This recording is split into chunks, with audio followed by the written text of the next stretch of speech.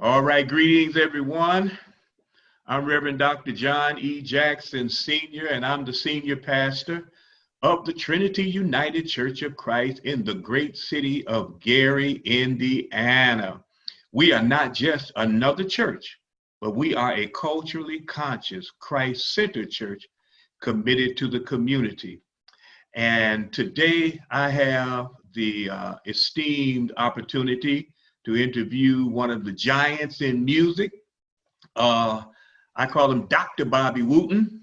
And we wanted to talk in light of, in particular, DJ D Nice. A couple of weekends ago, Dr. Wooten, I don't know if you're familiar with him, but he was with Boogie Down Productions and all of that. Well, he did something phenomenal in the midst of this corona crisis and people being quarantined and sheltered in place to help folk get through it. And he just went through a whole weekend of playing music, and folk really were lifted. It felt a lot better and all of that. And so I wanted to get one of the best to talk about how that happens and the power of music, the medicine of music, the ministry of music, and all that. And I couldn't think of none better than my own minister of music, Dr. Bobby Wooten. So Mr. Wooten, go ahead and introduce yourself and then talk about this music thing. Well, I appreciate those comments. You're very welcome. Wooten. I grew up in a family that was surrounded by music, as a lot of people did.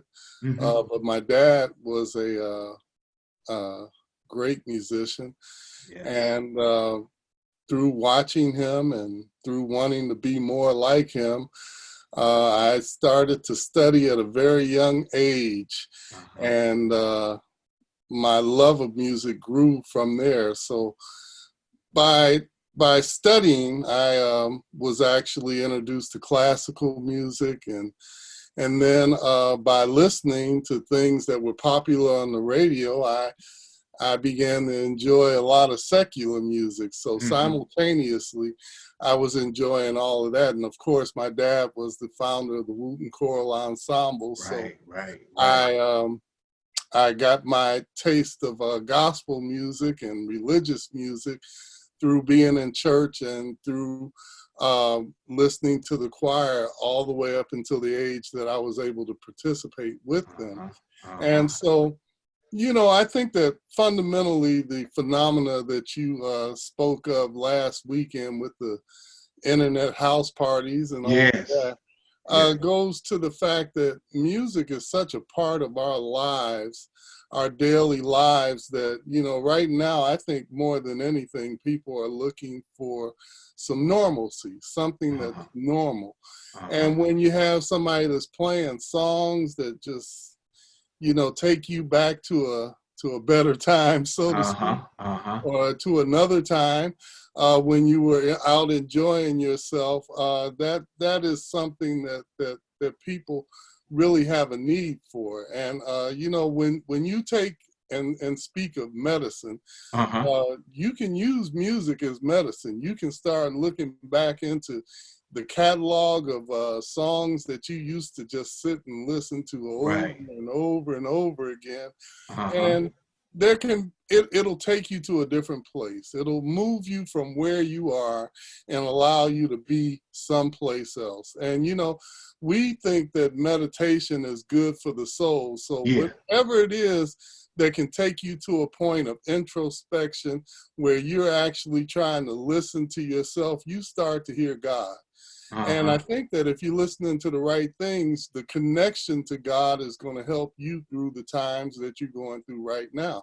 So we all benefit from it. Sometimes I'm listening to classical music and it takes me to a different place. Or sometimes I have the notion that I want to hear Earth, Wind, and Fire, and I got to go back through the catalog all the way to That's the Way of the World. You know, and then other times it's Stevie Wonder, whose lyrics are going to make me think about quite a few things, you know, who spans decades of music in my life. And then there's all this gospel music that's out here. And, you know, the wonderful thing is, I try to tell people all the time is you can go on YouTube and just start searching titles and try to see if you can find the songs that you remember that you don't hear all the time, or that you want to hear all the time. And a lot of times you'll find those songs right there. So it gives you the opportunity to explore. And when you explore, you stop thinking about some of the things that are troubling you right then and there. We as a people have always used music, whether it was to give signals to one another, because we couldn't say as much because of the situations that we were in directly, but we always had a way of communicating, and usually it was through music, and as well through the arts. Some people want to combine that. You know, you might find yourself listening to music and dancing. That's what the pastor does, and when he's not on Zoom, he's dancing to the sounds of George Clinton. And That's right. We want the funk. Yeah, there you go. So, you know, there's a place for all of that, but I think that, you know, it's the ideal medicine right now. And thank God for, you know, technology, because nowadays, you know, you used to have to own the records in order to hear something, or listen to the radio and hope that they play what you want to hear.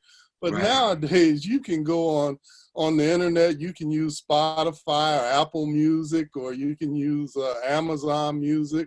All of these places, they have millions upon millions of titles there that you can search for, and you all of a sudden, that album that you used to just wear the vinyl off is there, crystal clear. You can listen to it, and you can transport yourself into another time. So I just think that, you know, ideally it's something that's so very important in our lives, and we use it in so many different ways that it doesn't have to be any one thing. Now, when we're in the church and we're trying to create a knowledge of certain things, or if we want to keep alive, you know, some of our heritage or whatever have you, there's some things specifically that I go to, so as though we can keep you know, alive those. We'll talk more about that. Talk more about that. Well, okay, so the first thing is that, you know, hymns of the church are important. Hymns of the church are important because they provide a way for you to carry from one generation to another generation, you know, songs that are just biblically based, generally, and that they have been around for so long, and they have staying power. Why do you think they have that staying power? Well, primarily because anything that, you know, that goes through a generation is not going to be considered popular anymore. It's going to be considered, you know, more so, how should I say, that music becomes important because it is the things that carried your grandparents, your parents, you. And when you look at it, you know, I mean, some people really think that it's, some people go as far as to try to find out the history of why a writer wrote a particular song. And I'm not really there with it, because I think that the song has to touch the individual, and the individual should pull something from those lyrics, from the meaning of that song. These hymns were written from such a place, whereas if you sing every single verse, you're going to find something in there that's going to apply and be applicable to your situation. And that's the beauty of it. It's not something that, you know, that's very trite. It's not something that's, you know, it's in vogue today and not be in vogue tomorrow. So they've taken the time to write these down, and they're in the books, and it preserves one thing in the church that's probably most important: ritual. you know, it becomes a part of the fabric of the church. It's almost like if you're doing communion and you're in a black church, you're probably going to hear that famous Andre Crouch song, "The Blood That That's Jesus right. Shed for Me," That's way right. back on Calvary. That's So right. all of these things, there's a thread that goes with it. But the same goes to the spirituals. The spirituals, I happen to be an alum of a HBCU, Hampton University, Hampton Uh-huh. Institute at the time.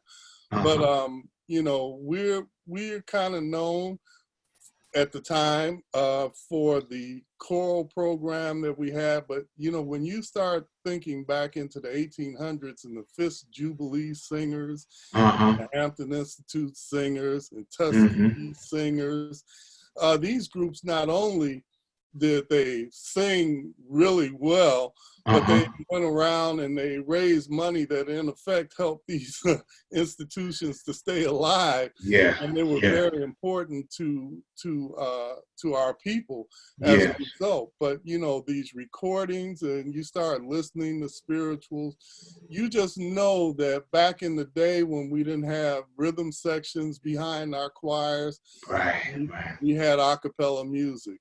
And Yeah. this a cappella music kind of, you know, it's part of the fabric of the Black music experience. So, you know, you can gain something from listening to it. But everybody today, you know, it just depends on where you are. If you get, you know, to hear any of it. And as a result, the less of it that you hear, the less likely it is to be carried on. Do you ever find it strange to know that in the Catholic Church, they're still singing the same Gregorian chants that they were singing thousands of years ago? That's Amazing. part of their ritual. And it's something that ties them all the way back down to the first church. So, you know, that it's important in that way. I mean, when I was younger, to find out that Catholics were going to church and the mass was being done in Latin and they didn't understand. Right. Right. It Right. was just the ritual that was important. So there are certain things that, you know, we hopefully as Black people will find so important that we'll try to keep as part of our fabric, because if we don't keep it alive, who can we expect will? No, you're so right. I had Dr. Bahuro on, and she talked about that Black people have been through a pandemic all the time we've been here, and we called it chattel slavery, second-class citizenship, Jim Crow. Yeah.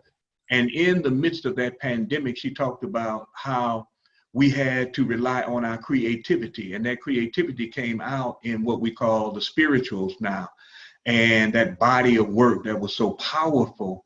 And as you said, it was written by people who were going through something, and so we can identify with it even now, and the hymns coming up to the day. But now, just to kind of segue, because I started out talking about D Nice, and we talk about ministry, music as ministry and medicine. There are some in the church, and I'm not berating them or anything, but I want you to talk about a little bit this thing about what is sacred. There's some in the church that you know, listening to, you mentioned Earth, Wind, and Fire, and that's the way of the world. For me, is devotion. You need devotion. You know, there's some in the church that say because it's secular, it can't be ministry or minister to you. I personally don't believe that, because I hear Frankie Beverly, Happy Feelings, and that's spiritual to me. So can you talk a little bit about that? Sometimes people put it as a dichotomy, but your view on it, and how whatever the genre, because I heard you mention classical and whatnot, whatever the genre, how music is just ministry, period. Well, okay, we experience music orally. We experience it through the lyrics. We experience it through the melodies and the rhythm as well. So there are going to be a multitude of things that are going to affect how you hear music. Ah, But I look at it this way: God is love. ah, And, you know, if number one, if you start out with instrumental music, you don't know what the intent is. You just know the way it feels. yes, yes, Feels good, you like it. Yes, yes. If it don't feel good, you tune into something else. Right. So when you take the lyrics, if the lyrics are positive and they're about anything positive, if it's a love song and you believe that God is love, then somewhere in there, perhaps you can find something positive. And so you have to take meaning from those words because, like I said, you know, we as writers, we write out of our experiences or we write out of your experiences if you tell us enough sometimes. But the way in which the listener receives it is what's important. So, you know, you can take something like hallelujah and you just singing hallelujah. And after you say that enough, and somebody's going to feel something that's going to make them have an experience, an internal experience. And that goes back to what I said about meditation. Music, the funny thing about music is you can participate or you can meditate. Sometimes you can do both at the same time. You know, you can be singing along with something, but it just moves you to introspection. And I don't know, I think that's where we find God inside. So, you know, if it's moving us that way, I think that that's pretty close to where we can make that connection. So, you know, music is the one thing that it's almost like the air that we breathe. There are not too many things that you do that there's not some music somewhere in it. And I think people, for that reason, I think some people take it for granted, you know, because it's so much a part of it. But every day you're finding old music that you like. You find new music that you like. You know, so why is it that you like, what draws you to it? Is it just because everybody else likes it? Maybe. Maybe not. Maybe it's something. You know, the funny thing is that I was making records when New Jack Swing and hip hop was being introduced to the world. And the thing is that, you know, it's like with rap brings this art form down to the point that people that are not necessarily musically inclined can participate in music. And the thing that stuck out to me was that, you know, you get into a car with a young person and every word for word, they're singing these raps. Or speaking these raps. So it's penetrating. To the point that something comes on and you just automatically pick up right where it is. Just like you would with a song. I think that's kind of incredible because that's a lot of memory that you're using up. You know, if you memorize the Bible like that, your pastor would love it. Oh man, would you please talk here? So, you know, there's something about the way in which it's transferred that just, you know, the repetitiveness of it, you know, if you like it, you play it a lot, you know, so there's so many things. If all music were positive, what a world this would be. I get it. You know, so let me ask this. You have worked with everybody from Aretha Franklin to Teddy Pendergrass, from Lena Horne to Phyllis Hyman. You work with the Jacksons, Gary, Indiana. You work with Whitney Houston, Mariah Carey. You've been on Broadway. You're in film. You've done tours. Let me ask this. As a preacher, when I read the Bible now, because I'm thinking of sermons and it's just locked in me. When I'm reading scripture, I have to fight to not see a sermon in it and see the scripture for meditative value when I'm trying to meditate. It's a struggle because I see a sermon everywhere. How is it for you? What does Bobby Wooten do? Because you make music, you create music, and you've done it for so long, and you've done it for people so much. Then what do you do, especially in this time of being sheltered in, that ministers to you? How do you first of all focus yourself to be ministered to, and then what kind of music are ministering to you during this time? Well, okay, so for me, you know,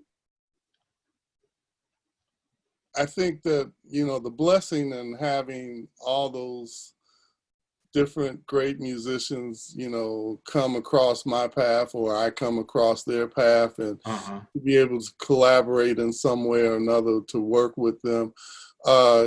You feel like, number one, that God gave you a gift and God gave them a gift.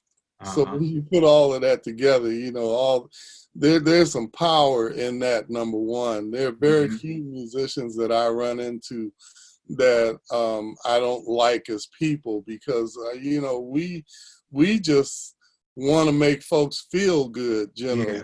So that's the first thing. But the second thing is that before you can get to a point that you can do all of that, there are many, many hours of practicing. As a matter of fact, even today, I sit down and I practice scales and I practice different things, to keep my dexterity, my muscle memory, where I need it to be in order to perform. Okay. And then I go and I explore music. I'm either trying to write something. If I'm trying to write something, if I'm just doing the music, that's just whatever comes out. And that's kind of like if you're sleeping and having a dream.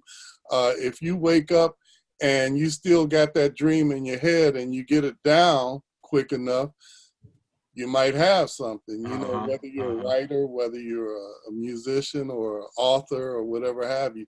But you got to catch it then. You got to catch it when the fire is right there. So, it's not like a spigot that we can turn on and off. Exactly. But the more and more that we do it, the easier it is for it to come out.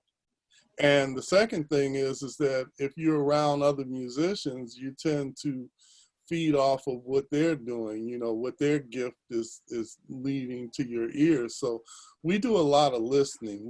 I listen to things that people say, and from those things, I write songs, wow. As a result, every song that I write is not going to be a hit. So I'm long beyond thinking that, but I do know that if I write enough songs, that there'll probably be some songs that people will want to hear over and over and over again. Wow. So, it's the love of the art form. I'm sorry, let me say that. It's the love of the gift. Yeah. That keeps us in here. You can lock, as long as you don't turn off my electricity at this point. Well, I got acoustic piano too, so you can even turn that off. As long as I have an outlet, I can survive. Wow. Because I can start playing music. And, it just depends. It might come out as a hymn. It might come out as a spiritual. It might come out as some funk. It might come out as a ballad. There are just so many different things. And in the process of doing that, it's going to make me feel different. So, I don't know how to experience music as a pure, pedestrian. I always hear music as a musician. In other words, it's translating to me. I'm listening to everything that's going on, whereas you hear music as a whole. More often than not, if you're listening to vocal music, you probably hear the lyrics long before I would ever know what they were saying. Wow. Because I'm going to hear it musically first. I'm going to hear every instrument that's playing. I'm going to, be able to decipher that. I'm going to take that apart. And then when I start listening to the lyrics, when I was talking about that phenomenon with rap songs, you don't find me doing that because, that's not, I'm more on the instrumental side. Gotcha. I hear everything else. But for people that are remembering all those rap lyrics, I just those to you. Wow, that's awesome, man. This is incredible. I could listen to this all day. But we're gonna wrap up. And so I wanna kind of close with a couple things. I want to ask it something inspirational from your experience with music that you could share with the audience? And then also, are you gonna write a book? Because you know, you had such a career, and you got a son now that's playing with David Byrne and all of this. You have had such experiences, you know. When no, I'm not gonna say, are you gonna write one? When you write it, when are you gonna write this thing to concretize these experiences and insight? Because we haven't even had time to go into your experiences with some of these musicians that you have worked with and artists you have worked with and Yeah, that's some right. of that. But one is some an insight to help people right now as they're dealing with the crisis and trying to mitigate that. Some insight that can help them. But then, you know, what's up with the book? You know what? And we've had long conversations before, but you know, Mm-hmm. it's like you go through your life and the things that you experience, you tend to take it as a normal part of life. It's just like all the associations that you've had in your life. There could be a compelling book there as well. So, you know, it's a matter of taking the time to do it, I suppose, and maybe in the next 30 or 60 or 90 days of life, I might really delve into that. But you know, Uh-huh. I gained so much from each of those artists and the artistry, and like I said, just the gifts that I was in front of. And I always looked at it from the point of view that God must love me because he gave Wow. me the opportunity to see and do things that, you know, other people, you know, can only dream about. I Yeah. traveled the world doing music. You know, it's like I had a list of people that were important to me. That's why I ended up working with Aretha and Teddy. And yeah, I worked with Whitney even before she had a record deal. So, Wow. you know, I worked with her mother, Cissy Houston, you know. Uh-huh. But some of the most important statements, I think, came from, you know, Lena Horne and Harry Belafonte, because they lived through the civil rights era and they were very careful to make certain that when they told their story, that they included things that were important, not only as musicians are concerned, but also, and I'll speak specifically to Harry Belafonte. Harry would stop rehearsal and speak to us for 45 minutes. Are you serious? Some place that had some historical significance, he would tell us about those situations, and he would be very granular in telling us the importance of the struggle. So Wow. um, I have much respect for him. I did Lena Horne, The Lady and Her Music, so that was on Broadway, and that was basically a play that every night she was telling the audience her story from, you know, having, you know, to go in the back of, go through the restaurant, through the kitchen in order to get to the stage, things like that, that you would not think Oh that my God. someone of her stature would ever have to endure. But that we as Black people, you know, you could perform in on stages where you couldn't stay in the hotel that, you know, encompass those stages. Oh my So, God. you know, there's a certain significance when you start thinking that these are people that you know actually paved the way for us to have more respect amongst our peers, because that's all it is. And Yes. you know, I found that to be very compelling. But I find, you know, that, you know, everybody has something compelling in their life if you take the time to find out what it is. So, you know, we as a people can't, you know, minimize the importance of the people that you come in contact with, because God doesn't orchestrate anything that's crazy. There's Right. usually something that we need to learn, and that we can learn from each situation. So if we'll open our eyes, then sometimes we see. And the great thing about being a creative person is that we kind of walk with our eyes open all the time, because Uh-huh. Uh-huh. we're Uh-huh. steadily trying to find a way to create something that's going to make somebody else happy. Yes. And Yeah. if they're happy, then we can exist within our careers, you know. Oh my God. That's about all we have, you know. So it's the ability to connect with people, and I've just had an extraordinary group of people that I've come in contact Yeah. with. But I appreciate them all. But you know, it's just like this. I'll tell you, Mhm. this will hit home. I'm working with a young gentleman now who is a fantastic musician. I mean, I don't think that the people around actually know how talented he is. But Mhm. he's when he plays, and when he really just lets go, you can feel his heart in his music. I'm talking about Mike Carson, by the way. So, Wow. you know, and I've been around Mike now for as long as I've been out there, and I just kind of try to tell him all the time, you know, you really have a gift, and I can tell that he's, you know, he's doing everything that he can to make that gift be special.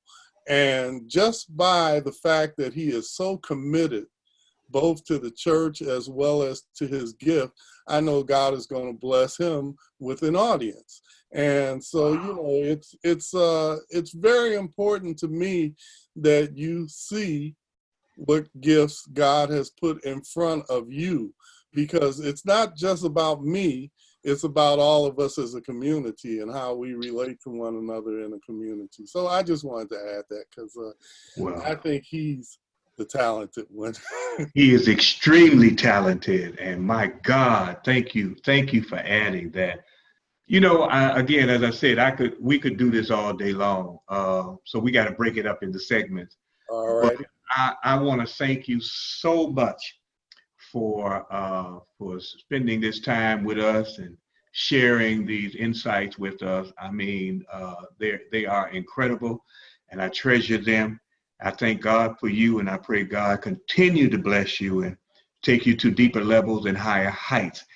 And so for the audience, again, I'm Reverend Dr. John E. Jackson Sr., and I'm the senior pastor of the Trinity United Church of Christ in Gary, Indiana. And we have been having a conversation with the Bobby Wooten and these great experiences. And I hope you enjoyed it as much as I did. And so until we get a chance to greet again, oh, by the way, you can contact our church through our website. We're doing some incredible things. And so our website is TUCCGARY, all one word, .org. That's the website. And you can find us on YouTube and Facebook, and that's Trinity United Church of Christ, Gary, YouTube and Facebook page. And then you can call the church if you have a question or you have a prayer concern, especially during this crisis time. We want to minister to you. So you can call the church at 219-944-0500, 219-944-0500. Thank you so much. God bless you. Thank you, Dr. Wooten. Thank you, Pastor. And, we'll talk to you all soon. All right. Amen.